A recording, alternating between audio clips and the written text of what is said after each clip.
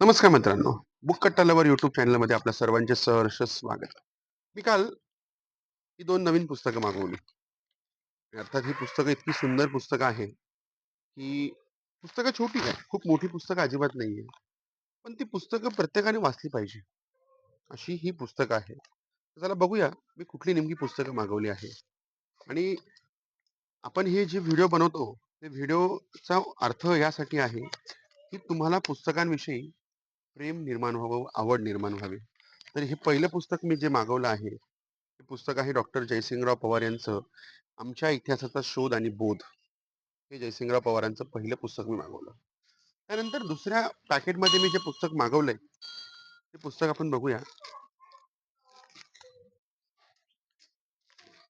हे पुस्तक सुद्धा डॉक्टर जयसिंगराव पवार सर यांचं शिवचरित्रातून आम्ही काय शिकावे, हे दुसरं पुस्तक आहे.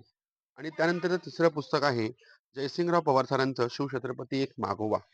अशी ही तीन पुस्तकं मी छत्रपती म्हणजे मराठा साम्राज्याविषयी किंवा मराठा इतिहासाविषयी जयसिंगराव पवार सरांनी लिहिलेली ही तीन पुस्तकं.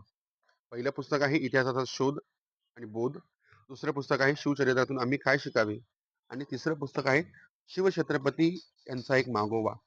जयसिंगराव पवार सर म्हणजे महाराष्ट्राच्या इतिहासामध्ये बाबतीमध्ये किंवा एकंदरीत मराठ्यांच्या इतिहासा बाबतीमध्ये ज्या माणसानं 50 वर्षापेक्षा जास्त हयात ही संशोधनामध्ये घालवली, असं हे व्यक्तिमत्व.